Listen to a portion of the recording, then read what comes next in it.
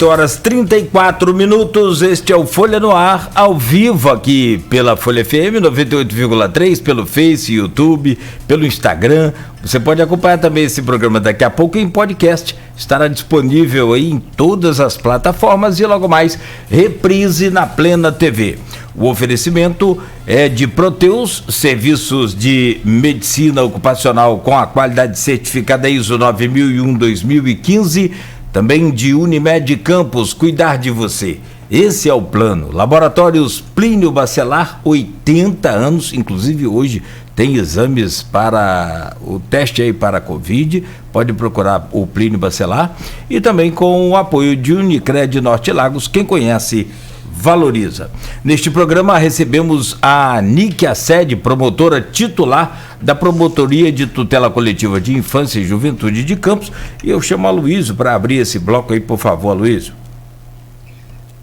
Nick, a gente tinha pré-pautado a questão da... A gente teve uma semana muito conturbada aí ali no entorno da Pilinca, com crimes chocantes, né, tentativas de homicídio, até de uma colega sua advogada que reagiu bravamente. Acho muito bom para mostrar que, embora não se indique reação a quem te ameaça com uma arma de fogo, mas mostrou que realmente isso aqui é terra de mulher Benta Pereira, né? Mulher que é corajosa mesmo e está viva por conta disso. Não recomendo a reação, mas não deixe de admirar ela pela reação. Mas uma série de ocorrências, e algumas delas envolvendo menores. Você esclareceu aqui antes de começar o programa, da especificação que o Ministério Público tem ganho ao longo dos anos, que isso seria um assunto mais do seu colega José Luiz Pimentel Batista. Mas só em relação ali ao abrigo, ali no entorno da Pilinca, onde as ocorrências todas aconteceram, teve 2 menores ali que foram pegos, que ficam ali no abrigo, né, e que foram pegos, teriam invadido uma casa ao lado, com dólares, pesos argentinos, perfumes, e ao mesmo tempo falar, aí, como a gente conversou aqui no intervalo, você pode falar, o quanto esse atraso no retorno às aulas serve para apinhar a rua de crianças que deveriam estar na sala de aula, em que infelizmente estão sendo, de repente, usadas e impelidas, até por necessidade mesmo, à mendicância. Eu queria que você falasse sobre os 2 assuntos, por favor. Então, de fato, né, com a divisão das atribuições no Ministério Público entre promotores, justamente para que o trabalho possa se dar de forma mais específica em relação a cada área de atuação, a questão da prática de atos infracionais, ela diz respeito à promotoria, a segunda promotoria de Justiça da Infância e Juventude, que trata aí dos atos infracionais. Essas práticas, né, que você menciona aí que aconteceram, elas, uma vez registradas na delegacia, elas seguem então para o promotor com atribuição, nesse caso em Campos, o titular dessa promotoria é o Dr. José Luiz Pimentel, e aí um processo é instaurado, né, para responsabilização desses adolescentes que cometeram um ato infracional aí análogo ao crime, diversos crimes, né, como você comenta. Especificamente com relação a essa unidade de acolhimento, né, em que eles estavam e de lá saíram para a prática de crimes, ou o papel de qualquer unidade de acolhimento é o de oferecer o cumprimento dos deveres inerentes aos responsáveis legais, por analogia, né? O que acontece é que muitos adolescentes, autores até de atos infracionais, não contam com uma estrutura familiar adequada para recebê-los, né, quando muitas vezes saem do sistema do DEGASE, da aplicação de alguma medida socioeducativa, não contam muitas vezes com oportunidades de trabalho, né, de inserção no meio social, vagas em escolas. Então, as unidades de acolhimento previstas no Estatuto da Criança e Adolescente são entidades que proporcionam esse cuidado, né, devem proporcionar, existem para isso, para proporcionar esse tipo de cuidado, né, de zelar pela preservação dos direitos desses adolescentes. Nem sempre esse trabalho dá conta, né, de todo um cenário social de desigualdade que a gente vivencia, de problemas emocionais que esse adolescente traz justamente muitas vezes porque já vem de lares desestruturados. Então realmente é um trabalho difícil, e fatos como esse que você menciona podem acabar acontecendo e seguem o caminho natural que a lei prevê, que é a busca da responsabilização pelo ato infracional praticado e a possibilidade de aplicação da medida socioeducativa compatível com a gravidade daquela conduta.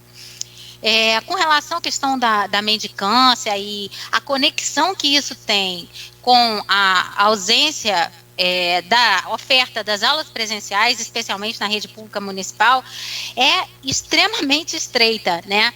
A gente já teve fases em campos em que o número de crianças e adolescentes pedindo dinheiro ou trabalhando nos sinais, vendendo bala, era muito menor do que a gente tem visto nos últimos meses, né? Com certeza que a ausência da oferta de serviços educacionais presencialmente contribuiu para aumentar isso em números alarmantes, né? Isso foi identificado pelo Conselho Tutelar, foi identificado por qualquer morador de Campos que passa pelas ruas e vê nos sinais.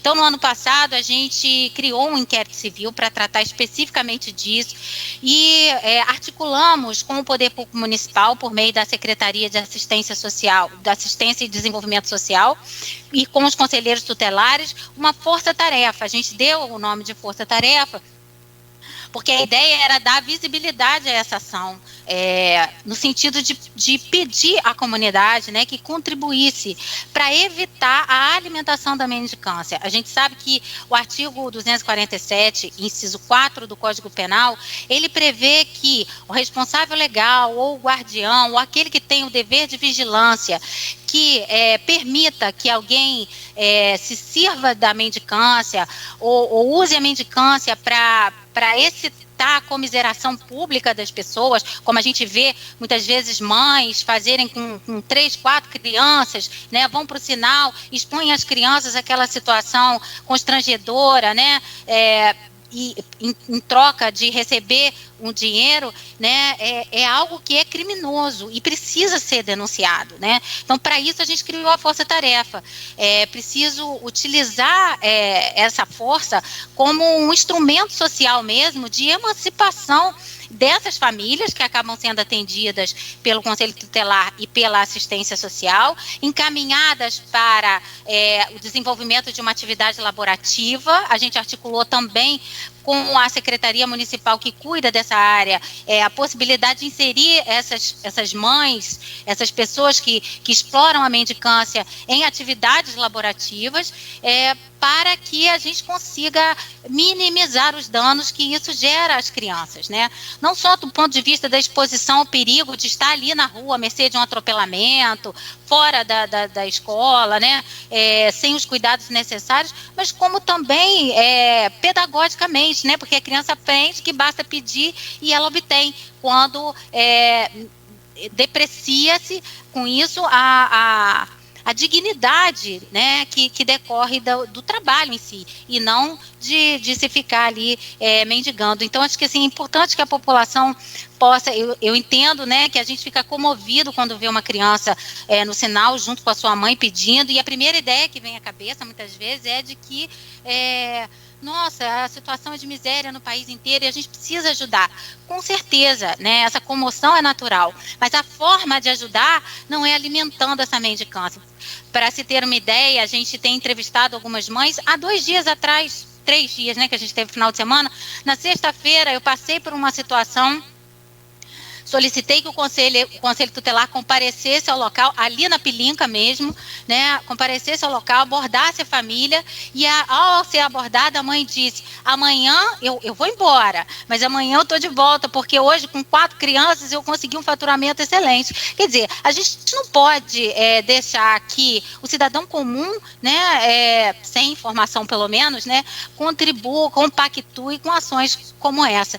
Então, a gente acredita que, assim, por mais esse motivo, né, para tentar reduzir o número de crianças mendigando na rua, além da força-tarefa, a gente precisa contar com as escolas presenciais, para que essas crianças sejam encaminhadas, por exemplo, quando encontradas nessa situação com o conselho tutelar, para as escolas, e que a frequência às aulas seja controlada, seja controlável, porque sem o ensino presencial ela não é nem controlável, né? Então, assim, como a gente falou inicialmente, a ausência das aulas presenciais, ela gera prejuízos incalculáveis, não só ao direito à educação, mas a vários outros direitos, como a própria alimentação, ao convívio social e tantos outros.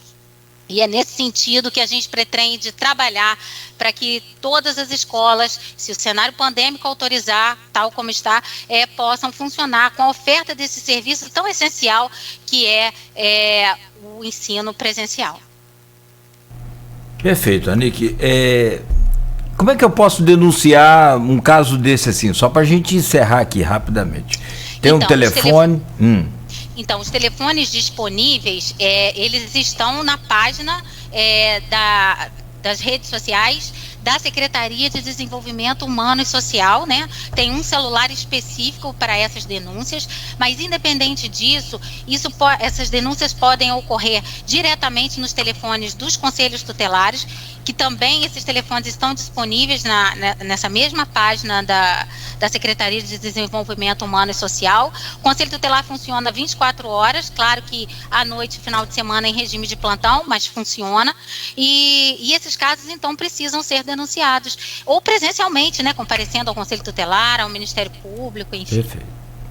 Bom, queremos te agradecer muito por essa entrevista, sem sombra de dúvidas, muito elucidativa, esclarecedora, né, colocando pontos aí onde realmente precisavam ser colocados. Muito obrigado, seja sempre bem-vindo aqui a este programa, ao Grupo Folha da Manhã. Obrigada, Cláudio, pela acolhida, Luiz e Arnaldo, muito obrigada, parabéns pelo trabalho de levar tanta informação assim à população e no momento em que há realmente um clamor público em torno do tema da volta às aulas. Obrigada pela oportunidade, sigo sempre aqui à disposição também. Bom dia. Deixa eu trazer aqui, bom dia, deixa eu trazer o Aloysio para também se despedir de você. Aloysio. Aberto aí? Desculpa. Pronto. Bom dia, obrigado pela presença, Nick. Corroboro as palavras do Cláudio. E não só nessa entrevista aqui, nessa relação repórter-fonte, na pandemia, você é sempre um farol de informação segura, de postura que a gente espera mesmo do Ministério Público, que afinal representa todos nós, né? Tem aquela coisa dos Estados Unidos, que aqui não existe, nós o povo, né? Vocês, é o que vocês são. Eu acho que você representa isso muito bem, tá de parabéns aí e obrigado pela presença. Trazer o Arnaldo também, a Anique vive a realidade do município, nos faz lembrar muito aí o saudoso Marcelo, com certeza. Arnaldo. Bom dia, Nick. Muito obrigado mais uma vez pela entrevista. São assuntos pertinentes. Essa questão da força-tarefa, a gente conversou na nossa outra entrevista, foi quando começou essa força-tarefa, né? Espero que tenha avançado e que consiga solução, porque realmente é uma situação muito delicada, mas concordo com algumas análises que falam também no seguinte: enquanto as aulas não voltarem, essa situação, infelizmente, vai persistir, porque para muitas dessas crianças, a principal refeição está dentro da escola. E enquanto a escola estiver fechada, infelizmente, ela vai continuar na rua junto com as mães. Mais uma vez, muito obrigado. Extremamente esclarecedor essa entrevista e o tema mais pertinente, que realmente é uma demanda muito grande da sociedade. Enquanto jornalistas, recebemos muitas mensagens em relação a essa questão do retorno às aulas. Muito obrigada aí pelas palavras, servem certamente como incentivo para que a gente possa continuar aí na luta em prol dos interesses aí das crianças e adolescentes. Obrigada a todos dois, tá? Pelo carinho aí de sempre acolhida. Valeu. Um bom dia. Bom dia, Nick, muito obrigado. Então a gente segue por aqui, são 8h49 no Folha no Ar de hoje. De fato, muito bom, muito importante aí o posicionamento do Ministério Público pelas palavras da Anique. Deixa eu trazer aqui, Aloysio, o mito Quer dizer, o mito não, o Arnaldo. Se eu mostrar meu celular, vocês ficam malucos. As crianças só me chamam de mito. Deixa eu trazer aqui o Arnaldo Neto, jornalista de gabarito altíssimo, que esteve lá no Porto ontem do Açu, na sua terra, em São João da Barra, para cobrir aí a visita do presidente, de vários ministros juntos, de vários prefeitos, autoridades, governadores, governadores, né? Enfim. Arnaldo, conta aí tudo aí que aconteceu nos bastidores, revela aí as coisas que não se passaram pela imprensa. Se for tudo, a gente tem que ir para um outro programa. Vamos recomeçar. Mas, enfim, é uma cobertura complexa, né? A cobertura é uma agenda presidencial com 4 ministros. Acho que há muito tempo a gente não tem assim, uma agenda presidencial tão robusta aqui na nossa região, e que dividimos a cobertura. A Aldir ficou com a cobertura aqui em Campos, a chegada no aeroporto, os apoiadores, a confusão que teve entre militantes contra e a favor do presidente Bolsonaro, além do estudante de 21 anos que tentou jogar um ovo no presidente e foi levado à delegacia. É bom deixar claro, inclusive, Nogueira, em relação a esse estudante, que ele não é um militante de esquerda, né? Apesar de muita gente pensar que tenha sido isso. Ele se intitula aí da Frente Nacional contra Lula e Bolsonaro. É contra as duas candidaturas que se colocam aí como líderes em todas as pesquisas e provável no segundo turno se confirmar o registro de candidatura. Então aqui a agenda em Campos, acompanhei a leitura, conversei com a Aldir sobre essa questão, mas a Aldir que acompanhou. Eu fiquei no Porto do Açu, uma agenda que se divide em econômica e política. Ela é econômica porque o Açu vai fazer um braço ferroviário de 41 quilômetros, é a primeira concessão privada aqui no Rio de Janeiro, é a primeira vez que o Rio de Janeiro dá uma concessão para uma empresa privada construir esse braço que vai ligar a EF-118. É meio contraditório e a gente vai começar a insistir nisso enquanto pauta, porque o Açu tem autorização para fazer esse braço de São João ao traçado da EF, mas a gente não tem previsão de quando a EF, que vem de Vitória e a intenção é chegar ao Rio de Janeiro, quando esse trecho vai sair do papel.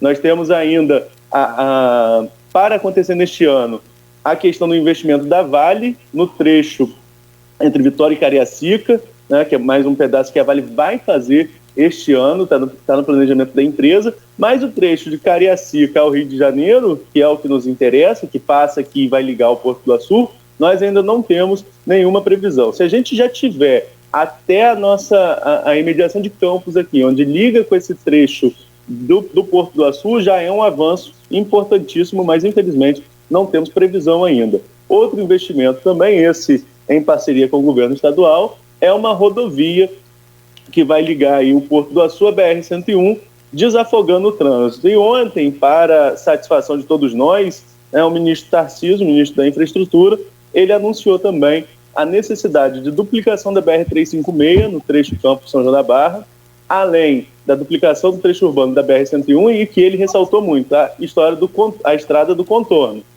Ele falou muito sobre essa necessidade, mas não tivemos como perguntá-lo, não ficou claro como que vai se dar essa licitação. Acho que a parte econômica fica justamente nesses investimentos de infraestrutura, mas, é claro, né, a nova empreitada do Porto do Açu, que é a construção da GNA 2. E aí, para falar da GNA 2, a gente já pode falar também um pouquinho sobre a postura do presidente, Nogueira.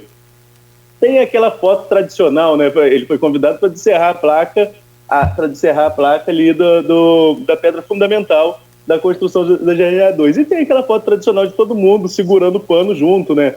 Presidente, governador, prefeitos da região, os próprios diretores da empresa, mas o presidente não estava com muita paciência depois de ouvir muito discurso, não. Ele foi lá e logo puxou a placa, e eu fiquei com pena do sonoplasta, coitado, porque tem é quase que uma tradição no Porto do Açu, a gente que já acompanha muitas inaugurações por lá, e a gente sempre acompanha lá, tem uma tradição de, quando vão descerrar qualquer placa, qualquer inauguração, qualquer feito, tem o som de um apito do navio. Apita o navio e puxa a placa. O sonoplasta teve que correr para botar o apito do navio depois que o Bolsonaro já saiu puxando o pano com tudo, assim, no estilo bem do que ele... o estilo bem é o que ele é, assim. Ele foi muito tranquilo, né? Foi muito tranquilo. Estava no seu reduto, nunca vi tanta gente no Porto do Açu, vale destacar isso, abriu uma exceção para que os apoiadores estivessem lá num cercadinho improvisado. Começou com cerca de 100 e poucas pessoas nesse cercadinho, ainda dava para contar, depois entrou mais um grupo, aumentou o número de apoiadores que estiveram ali durante a fala do presidente. Isso eu estou falando de dentro do Açu, no espaço reservado para os apoiadores. Não estou falando em números do aeroporto, porque não estive lá e não tem nenhuma informação oficial de quantas pessoas estavam lá naquele evento.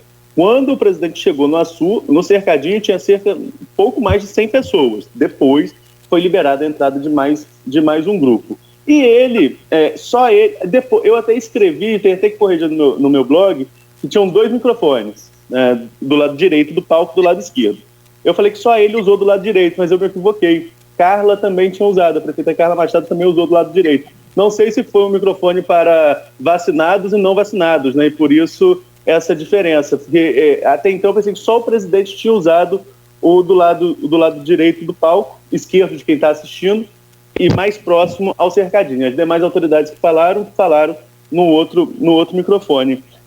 E na questão política, o discurso de Bolsonaro durante o evento oficial, Nogueira e Aloysio, ele citou o Porto do Açu uma vez como um empreendimento importante para a América do Sul, não para a América Latina, que aí quando ele falou do complexo de gás, que é o maior da América Latina, né? Citou a importância da questão econômica, devido, sobretudo, à crise energética que o país passou recentemente, e só. O restante foi em cima do PT, falando do roubo do PT, o assalto ao país, citando nomes, falando que a volta do 9 dedos seria configurar novamente, liberar novamente o país para ser assaltado, enfim, o mesmo que ele tinha feito e eu não tinha visto ainda, porque estava lá no Açu, em Itaboraí. O Extra fez matéria sobre, lá em Itaboraí, ele passou em Itaboraí antes de vir para Campos, lá em Itaboraí ele falou sobre a volta de Dirceu e Dilma como ministro, caso Lula fosse eleito presidente. Na coletiva, tive a oportunidade de perguntar justamente sobre isso, esse discurso totalmente político dele, embora as pesquisas mostrem que Lula seja líder, pelo menos, né, todas as pesquisas divulgadas até agora, e com uma certa vantagem. Ele, mais uma vez, desqualificou as pesquisas, falando que se ele se preocupasse com pesquisa, ele não chegaria nem ao segundo turno da eleição de 2018, o que não é verdade. A Datafolha apontava que ele estaria no segundo turno, e ele liderava desde que o presidente Lula saiu da corrida presidencial. Ele liderou a corrida presidencial a todo momento. E tem outros fatores que influenciam para o segundo turno, a gente pode até falar sobre isso também. Até no início da corrida ele perderia, sim, para todos no segundo turno. Mas, enfim, desqualificou as pesquisas, diz que não tem que se preocupar com Lula, e tem até o momento que eu pergunto, e o senhor é candidato? Isso não me interessa. Eu falei, o senhor, presidente. Eu tive que gritar, o senhor é candidato. Aí que ele diz que está na cara que ele é candidato à reeleição, mas que ele tem que respeitar, aí sim, certamente, tem que respeitar a legislação eleitoral. Mas ele voltou a falar, quando eu perguntei da questão do assalto, e ele disse que só vota em Lula quem acha que Lula roubou pouco e tem que voltar para roubar mais. Né? Então, assim, ele está direcionando o discurso todo no PT. O evento, apesar de importantíssimo economicamente para a região, se mostrou com tons eleitoreiros, da entonação à chamada do presidente, aos gritos dos apoiadores, até o discurso do presidente Bolsonaro foi toda uma linha de que já está em campanha a reeleição. É uma agenda importante, como eu falei, uma agenda importante, um presidente, 4 ministros, com anúncios importantes economicamente, mas também já mostra que Jair Bolsonaro está em franca campanha à reeleição. Isso não tenha dúvida. Se, por exemplo, ele não viesse, aconteceria e acontecerá o investimento do mesmo jeito. O Aloysio. Eu acho várias coisas. Vamos por partes. Como diria Jack, vamos por partes. Eu tenho visto, não é novidade para ninguém, eu tenho uma postura crítica ao governo Bolsonaro, sobretudo a partir de 7 de setembro, né? foi uma tentativa de golpe, de subversão do Estado Democrático de Direito, e eu sempre me colocar contrário em que seara for necessária, né, para garantir a democracia no país. Sempre repito isso, eu votei em 89 pela primeira vez de presidente, eu tinha 17 anos.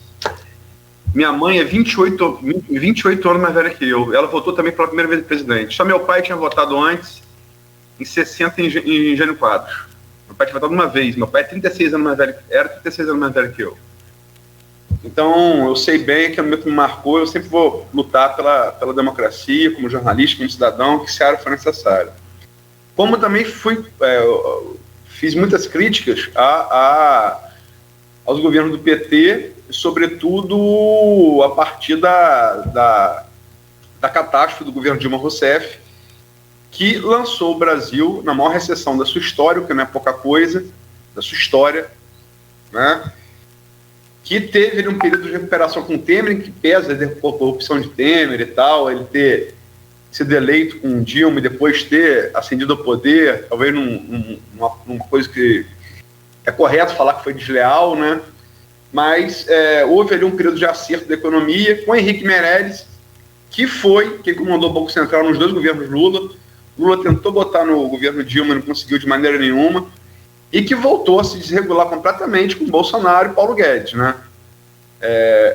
E vivemos essa crise aí, até agora uma leve recuperação do emprego, né? As estatísticas aí mais recentes.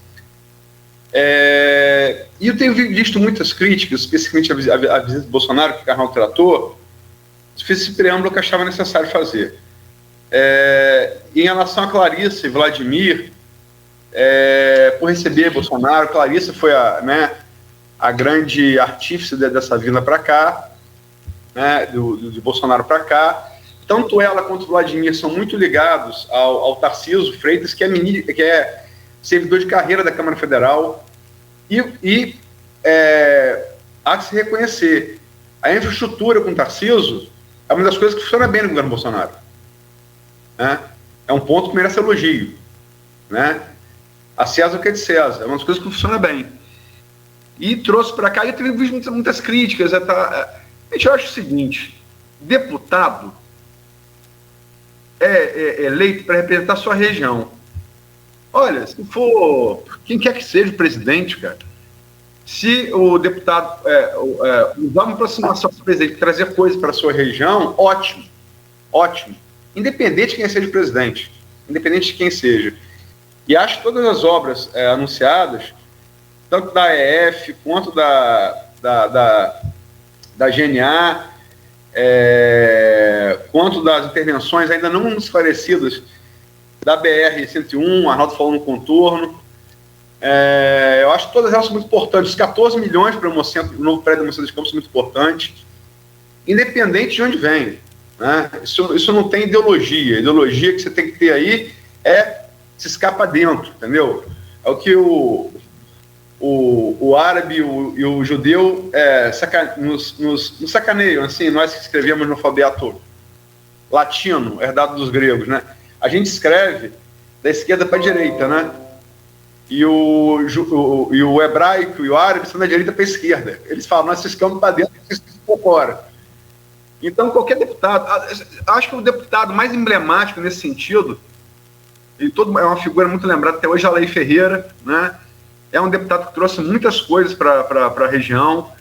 Depois dele, Paulo Feijó trouxe muitas coisas para a região, né? Ainda que tenha essa condenação aí no final de carreira, marcando o final de carreira, mas eu acho que Feijó foi muito mais do que isso. Trouxe muitas coisas para Campos, para a região, norte e norte fluminense.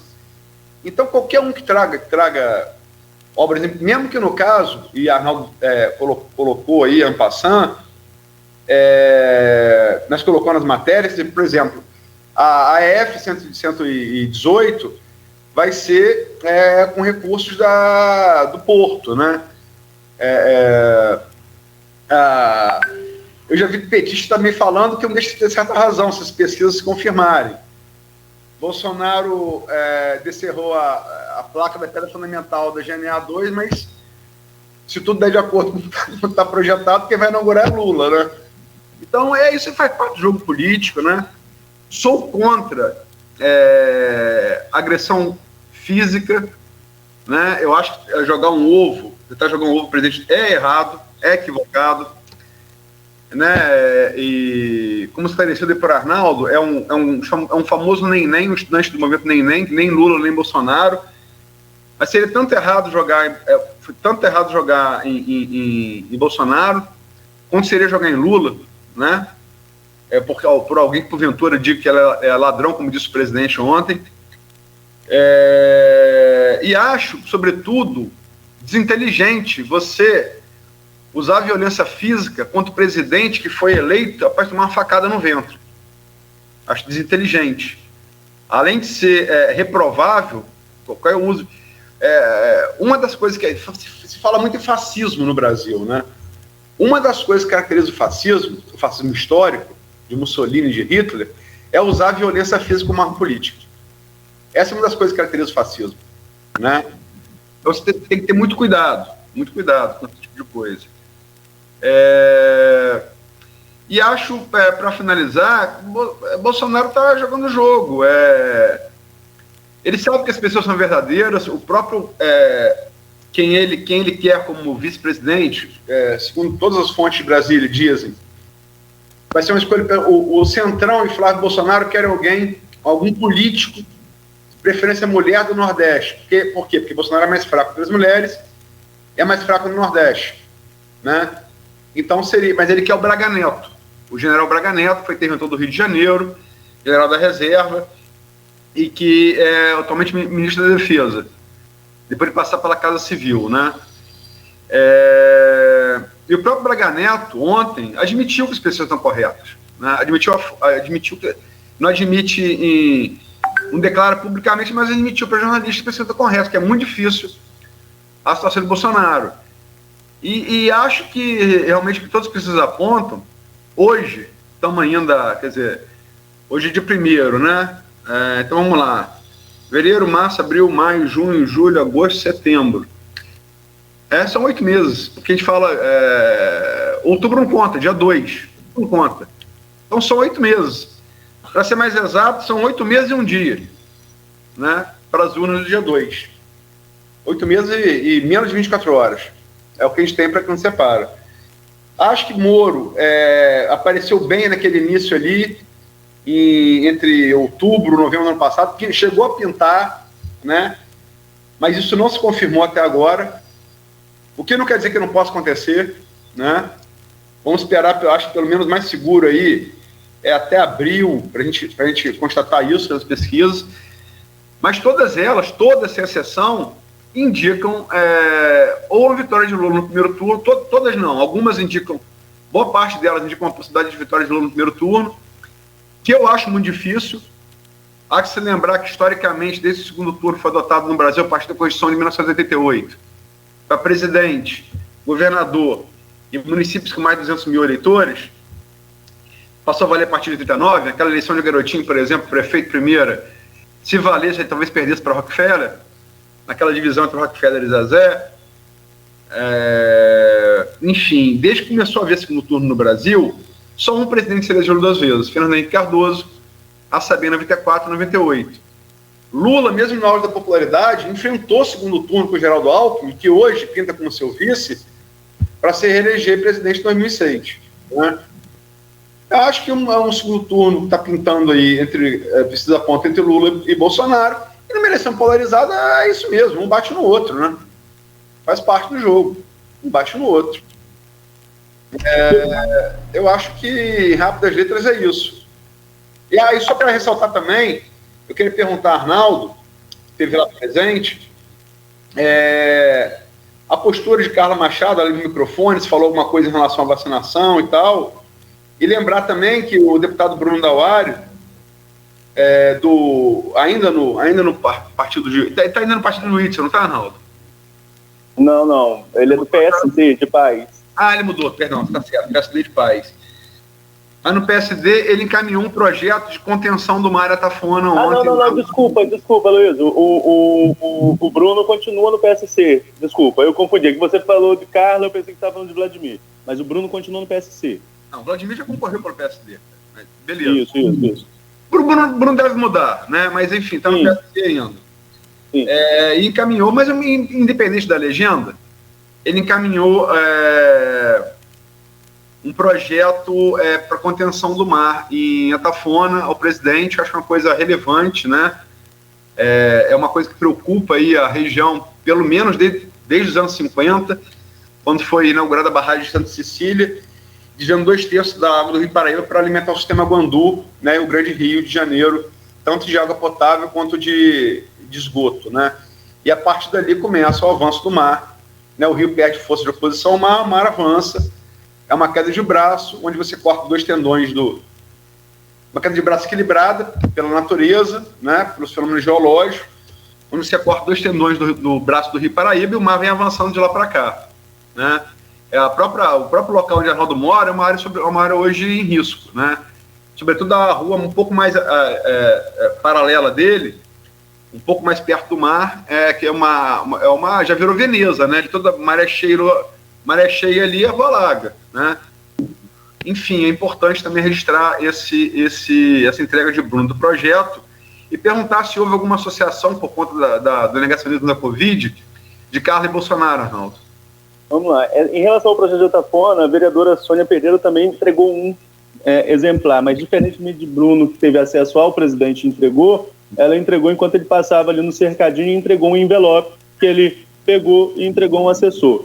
Temos que ver, e aí vale até como pauta para a gente desdobrar depois, quais projetos cada um deles enviou, porque temos vários projetos para a contenção do avanço do mar, né? O do Bruno seria da UF, tem que ver se o da Sônia em relação ao INPH. Já em relação a essa questão da vacinação, enfim, da exposição de Carla, ela não falou diretamente sobre isso no seu discurso, nem o presidente Bolsonaro também não citou de forma nenhuma. A Berenice Seara, no Extra de domingo, disse que o presidente tinha recebido vídeos de Carla o criticando. Isso deve ser no período de campanha, no qual Carla fez campanha para o Haddad, né? E ontem, né, até um colega nosso, radialista, estava conversando. Nós tentamos, eu mais 2 colegas da imprensa de Campos, tentamos falar com o Bolsonaro enquanto ele passava pelo cercadinho, que na volta do cercadinho passava pela área da imprensa. E ele passou direto. Depois o deputado Hélio Lopes parou para falar com a gente e falou assim, não sei se o presidente vai falar porque vocês fazem credenciamento, a gente checa a vida de todo mundo e a gente sabe que tem gente complicada aqui, né? Então, assim, busca informação. Se busca informação sobre nós que somos jornalistas, imagina sobre os prefeitos que vão estar no mesmo palanque, né? Mas Carla não citou nada diretamente, mas tem um trecho da fala dela que eu trago aqui literal, né, abro aspas, em que ela diz o seguinte, no final do discurso: no mais, parabenizar, presidente, pela coragem, porque para tocar esse país precisa ter coragem. Que nós pensemos com carinho realmente no futuro das nossas crianças. E aí acho que vale até para ela pensar com carinho também no futuro das nossas crianças e talvez rever o posicionamento dela em relação à vacinação infantil. Mas eu senti que houve um desejo de se pensar no futuro das crianças durante o discurso, talvez até mesmo por estar apanhando literalmente, né, na mídia e nas redes sociais pela posição contrária à vacinação, o que foi, né, com todo mundo que a gente conversa, da imprensa, com todo mundo que a gente conversa, inclusive com pessoas do próprio governo, se mostraram surpresos com a postura da prefeita em relação à vacinação, mas no discurso ela não falou. E importante, ela voltou a cobrar diretamente ao ministro Tarcísio, como a Luiz falou, é um ministro que tem um papel importante dentro da estrutura do governo e é reconhecido por isso, tanto que tem seu nome sondado para ser candidato a governador do estado de São Paulo, o estado mais importante economicamente da federação, e ela voltou a cobrar a duplicação da BR-356, da qual o Tarcísio falou que vai ser incluído sim uma licitação. Perfeito. Bom, são 9h13. Eu gostaria de perguntar também sobre a Carla, mas o Luiz já perguntou. A minha pergunta seria diferente, mas o Luiz já tocou no assunto. Mas já que eu falei, eu só ia perguntar se ela não tinha entregado uma garrafada daquela. Mas já vi que não entregou. A gente não teve acesso porque tá. A imprensa já fica restrita em qualquer evento, né? Qualquer evento grande dentro do Porto do Sul presidencial. Mas dessa vez a restrição foi um pouco maior. Mas felizmente no final abriram ali para a coletiva e registrar também né, que apesar de alguns gritos, se sentir desconfortável com algumas perguntas, porque a gente começou a coletiva, Nogueira. Eu deixei o pessoal da empresa perguntar outros assuntos, tinha outras perguntas para fazer também, para não tocar na política no começo, porque se a gente toca em política no início da coletiva, acabou a coletiva. Porque quando eu perguntei de política, já entrou perguntando de Polícia Federal, já entrou perguntando de assuntos que ele acaba não querendo falar e encerra a live. Embora, ao falar da PF, né, do depoimento da Polícia Federal, ele falou em uma politização da justiça, e por isso que ele não foi, que esse inquérito não era sigiloso até então, se tornou sigiloso, por que isso? Então ele fez alguns questionamentos em relação a essa questão da Polícia Federal. Quase falei igual a ele agora um questão aqui, mas enfim, ele fez esses posicionamentos em relação à Polícia Federal e falou também, acho que um outro assunto importante para todos nós, que é em relação aos combustíveis, né? A questão da redução de impostos dos combustíveis vai novamente facultar aí aos governadores, mas a grande preocupação enquanto presidente da República é com diesel e gás de cozinha. Os demais combustíveis, ele não sinalizou nenhuma mudança em relação à questão de impostos. Sobre a Desculpa, pois não, Luiz. Pode falar, Luiz. Não, segue o assunto aí, eu mesmo. Parece óbvio, porque o gás de cozinha tem causado desgaste nas classes femininas daí, é muito grande aí, muito grande. E o diesel é um setor que tradicionalmente o apoia, né, que são os caminhoneiros. Então, me parece óbvio os dois motivos de ter elencado esses dois combustíveis como prioridade, né?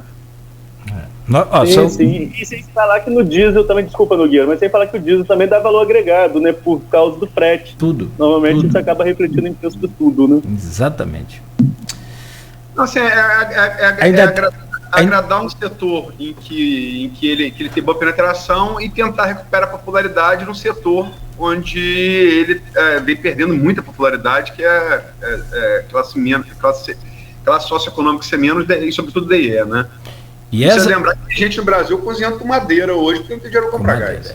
E essa mesma classe, Luiz, ou essas mesmas classes, também estão com contas de energia atrasadas. Ou até cortadas, não tem como pagar. É muito complicado. Eu só queria fechar aqui, já são 9h16, nós vamos paredão mesmo, nós três, então pelo menos não vou sozinho. Posso ser até o primeiro, mas não vou sozinho. Mas o Cristiano vai paredão, não fica com medo de Arnaldo, depois que Arnaldo... Então, Arnaldo, segura... lá, Bota aquela camisa camuflada aí e defende a gente lá. A gente só vai... Só para fechar, a militância do Bolsonaro, os simpatizantes, Bolsonaro teve em Campos, tem que se entender um pouco essa história de números, e aí vocês são feras nisso também, nossos ouvintes também. Ele teve quase 150 mil votos em Campos no segundo turno. Isso representa 64% dos votos. 64,87, quase 65%. Você compreende? Então você fala dos votos válidos, exatamente. Nosso eleitorado aumenta de uma eleição para outra, é claro.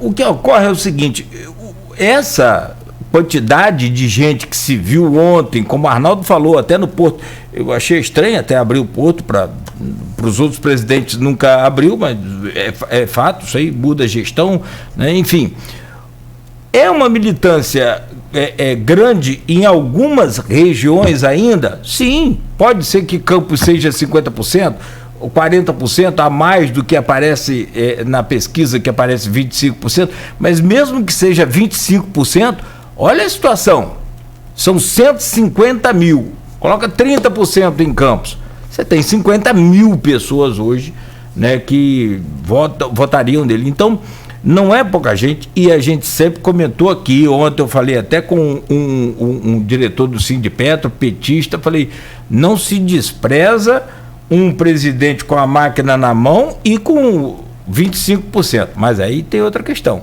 É 65% de rejeição. Meus companheiros, bom dia. Só um pouquinho. Deixa eu estender também César, que é de César. Ele tem, em alguns institutos, o preocupante, o Datafolha tem 54, por exemplo, é bem menos. O que é preocupante é uma coisa simples, eu acho. Não é preciso você entender muito a eleição. A eleição dos turnos é feita para quê? é feita para que um dos candidatos alcance, ou no primeiro ou no segundo turno, a maioria absoluta. São 50% mais um dos votos válidos. Só não conseguiu no primeiro turno foi o Fernando Henrique, fruto do Plano Real. Fruto da estabilização da inflação que perseguia a gente desde o fim do milagre econômico, no final dos anos 70. Perseguiu a gente 20 anos. E só quem viveu aquilo se lembra. Desde a idade de Arnaldo, ouve falar. A quem viveu na carne, como eu você, Nogueira, que é mais velho que a gente, se lembra o que é aquilo. Literalmente os R$100 seus, que você recebe pela manhã, valer 80 na manhã do dia seguinte. Não só. Desculpa. Então, o Fernando Henrique, com o Plano Real, ele estabilizou e isso permitiu a todo mundo fazer em todo o setor, do empresário mais rico ao cara mais pobre, organizar a sua vida financeira, que era uma loucura, né? Mas, então, o segundo turno existe para isso, 50% mais uns votos válidos. No primeiro turno, que conta a intenção de voto. Né? Se está aí Moro e Ciro patinando aí de 10 para menos, de 10 para 7, né? 10 para 7, 11, às vezes, Moro bateu 11 em algumas, né? Mas ninguém bateu a marca de 15, por exemplo, né? Aí sim, o cara tem 20, o cara tem 25, ou tem que aí entra no jogo. Quando abaixo da casa dos 10 pontos, você entra no jogo. Tem mais de erro também para lá e para cá, você entra no jogo, né? E assusta. Sobretudo, como no caso de Moro e Bolsonaro, dois candidatos do mesmo espectro político, que tem o mesmo antagonista em tese, que é Lula, né? Mas, no fato, ninguém conseguiu isso ainda. Então, primeiro turno, intenção de voto. Primeiro turno, Lula tem mais de 40%, de 40% a 44%, né? Aí, isso no geral, não só dos votos válidos. Aí, nos votos válidos, vai chegar a 51%, 50% alguma coisa. E Bolsonaro tem de 20% a 25%, 26%, né? É voto pra caramba. Né? É muito voto. Agora, no segundo turno, o que conta é a rejeição. Arnaldo falou que ele falava das pesquisas, que ele ficava... Não é verdade. Eu vou lembrar que a Datafolha é feita em setembro de 2017, ou seja, mais de um ano antes de outubro de 2018, que apontava claramente. Sem Lula, Bolsonaro era favorito. Mas 13 meses antes da urna de outubro de 2018. O que Bolsonaro e Arnaldo lembrou corretamente tinha era ele, na simulação de segundo turno, ele perdia para quase todos os candidatos. É um fato. E mudou após a facada. Isso mudou após a facada, é fato também. E não mudou na véspera da eleição, não. Se mudou já a partir da facada. Que é natural. Você se solidariza com alguém. É abominável o ato de violência que ele sofreu. Né? É abominável. Isso não, como jogar ovo, dar facada. Isso não é política. Isso não é política. Isso é lei da selva. Né? Isso não faz parte do Estado Democrático de Direito. Então, ali ele passou a vencer essa resistência. Agora, deixa eu lembrar outra coisa. A reeleição de Bolsonaro, em 2018, ela era alta, era 35%, chegava a 40%. Estamos falando de mais de 50%. Se você mantivesse esse patamar de mais de 50%, 60%, é questão matemática. É óbvio que você não vai vencer uma eleição de 2 turnos contra ninguém. Porque se você chegar a 50 mais 1, e você tem 54%, 60% das pessoas dizendo que não vai ser de maneira nenhuma, acabou o matemático. Então, a única chance que ele tem de reverter isso é reverter a rejeição, mais até ganhar a intenção de voto. Os votos para chegar ao segundo turno ele já tem. E aí ele fica preso numa armadilha. Qual é a armadilha que ele está preso? Para ele vencer a rejeição, ele tem que arrumar para o centro. O Lula está fazendo muito bem. E aqui não era um julgamento eu não estou aqui defendendo o Lula, não. Eu estou constatando que ele está jogando, ele está tomando o lugar do nem-nem. Lula está dizendo para o brasileiro que esse Biden sou eu. O moderado sou eu. Sobretudo com Alckmin. Ele já falou, não ganho um voto em São Paulo com Alckmin. Mas eu mando uma mensagem. Eu não vou radicalizar. Esse gesto, Bolsonaro não faz. E ele não faz por quê? Porque ele tem medo que, se o fizer, ele perde essa base cristalizada no final de 2025. Então, é uma faca de dois legumes, como diria Nunes, do Flamengo, né? E isso pode funcionar numa eleição onde você, de fato, mas não de direito, tem dois partidos só, como é os Estados Unidos. Republicano e democrata. Ali não tem jeito, você é contra ou a favor. Mas não num sistema pluripartidário como o Brasil, de fato de direito, entendeu? Onde você pode ter um Moro com 10, você pode ter um Ciro com 9, você pode ter uma Simone Tebet que, sei lá, prevalecer com os 4, pode ter outros candidatos, entendeu? E somando aí, vão fazer quantos votos? Vão fazer 20%, 25%, então é muita migração desses votos para o segundo turno. Então, mas acho que o Bolsonaro está preso a uma armadilha. E só para terminar, eu sei que está 9h24, Nogueira. O que eu acho é o seguinte, acho Trump horroroso e tal, mas Trump é inteligente. Trump é muito ciente de que aquilo que ele faz é um personagem, como sempre fez em talk show. Ele é ciente daquilo. Bolsonaro lembra muito o verso Fernando Pessoa, quando quis tirar a máscara, estava pegado a cara. Ele é aquilo mesmo. Bolsonaro é aquele cara, entendeu?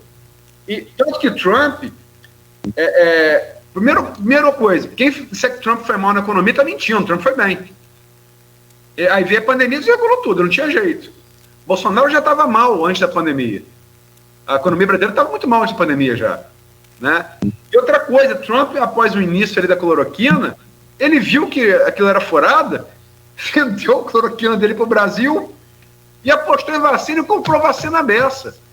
E Trump tem dito nos Estados Unidos, inclusive sob protesto desses acelerados dele, dos radicais lá, são até piores que tudo aqui, de que vacina é importante ele tomar as 3. Entendeu? Então, são diferenças, né? São diferenças. Não, a análise é isso aí. Eu estava lembrando aqui justamente isso, mas você conhece, sabe muito bem. Ele já declarou várias vezes que é a favor da vacina. Bom, 9h26. Arnaldo Neto, muito obrigado, bom dia, até amanhã. Valeu por hoje e a gente volta amanhã às 7. E valeu por ontem também, claro. Valeu, Nogueira. Bom dia para você, bom dia, Luiz, bom dia a todos os ouvintes. E durante o dia a gente anuncia o entrevistado de amanhã no blog, no portal Folha 1. Até amanhã, se Deus quiser. Perfeito, obrigado. Luiz. Aqui, Maurício Batista, desculpa, Nogueira. A sorte do brasileiro é justamente por ele ser assim. Imaginemos que sua postura mudasse frente à vacinação, essa eleição seria menor. E, Maurício, eu não sou lulista como você, nem sou bolsonarista como outros ouvintes aqui. Mas afirmo uma coisa com muita segurança. Se Bolsonaro toma uma postura responsável diante da Covid, talvez fosse ele o eleito no primeiro turno e não Lula. Não acho difícil que fosse assim. E não teríamos talvez essa crise também econômica tão grande. Bom, 9h27, fechamos por aqui, Luiz. Obrigado, bom dia e até sexta, né? Você volta com a gente na sexta. Arnaldo já está de férias? Tô entendendo. Vamos conversar sobre isso depois que encerrar aqui, inclusive. Vamos essa semana. A partir da semana que vem, somos só, infelizmente, eu e você, Miguel. E ainda tem Beto ainda no contrapeso. É difícil, mas não é impossível. Valeu, Luiz, obrigado. Então até sexta. Bom dia para você. Amanhã tem Folha da Manhã nas bancas e tem o Folha no Ar a partir das 7. O oferecimento de Proteus, né? Serviços de saúde e medicina ocupacional com a qualidade certificada ISO 9001-2015. Unimed Campos, cuidar de você, esse é o plano. Laboratórios Plínio Bacelar e Unicred Norte Lagos. Quem conhece, valoriza. O mercado de tinta evolui.